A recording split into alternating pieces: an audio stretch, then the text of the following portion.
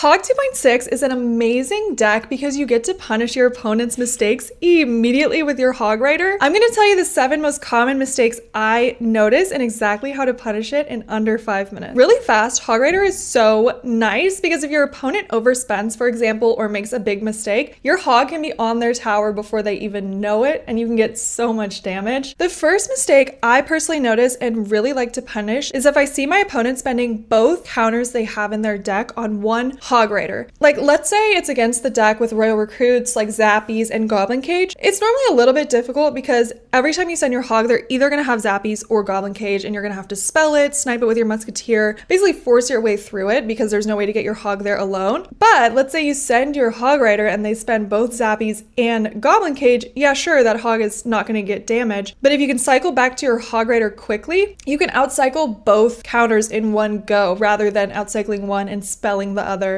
etc. Mistake number 2 is if your opponent overspends on spells. Let's say your opponent kind of randomly Fireball logs a Musketeer in single elixir, rockets her, lightnings her. That's a negative elixir trait, so you're actually probably up 2 elixir. There is a good chance you can get away with a Hog Rider when they do that. And you've basically earned an extra 2 elixir to spend on that Hog. Mistake number 3 is, let's say you send Hog first play. If you see your opponent very quickly place an Ice Spirit or whatever and a log, like 2 cards to get to their counter. It's like, let's say East Spirit log to get to their Tesla, and then it's a late Tesla, so it's right in front of their tower. You're likely ahead in your cycle. Basically, they had to spend 2 cards to get their Tesla into their hand, and your Hog was already there. So like, if you continue just going normally and playing your cards normally, every time you send your Hog, they'll be 2 cards behind with their counter. Now, obviously, this gets a little messy if like during the game you're not going to be spending the same 4 cards every time. Basically, they have to fix their cycle in order to defend properly. Mistake number 4 is if your opponent is consistently putting their buildings up by the river. Pros do this, and oftentimes they'll switch around their placements, but if you see them doing it consistently, you can totally snipe that with your Musketeer at the bridge. It's different from if you predict Fireball, for example, because having a Musketeer on the board for the same amount of elixir as a Fireball is a little bit better, in my opinion, than if you just Fireball the cannon, for example. So yeah, if you send your Hog, you know they're going to put their cannon up at the bridge, place a Musketeer down and have her snipe it. Mistake number 5 is if you see your opponent giving you spell value. I mean, we do the same thing. We try not to give spell value. Like, it's the same for other people. So yeah, if you see a bunch of troops that are like lower health that can all be hit with 1 Fireball, do it. Take that. You're going to be up in elixir. That's a positive elixir trade. Mistake number 6 I see is less common, but if your opponent is like mirroring their cards willy-nilly, that's an extra elixir every single time. So like, you normally can punish that. You're going to be up slightly in elixir. Like, it does make a difference, I feel like, if you place a Mega Knight, or if they place a Mega Knight and then they mirror a Mega Knight on the other side of the arena, they have no elixir. So that one's always funny to me. And then mistake number 7 is when your opponent is simply just throwing troops at the bridge to overpower you. As long as you can keep your defense solid, you're eventually going to have a positive elixir trade, in my opinion. You're able to use the same Musketeer and cannon to kill like 10 troops. These are not hard and fast rules, and these are all kind of case by case.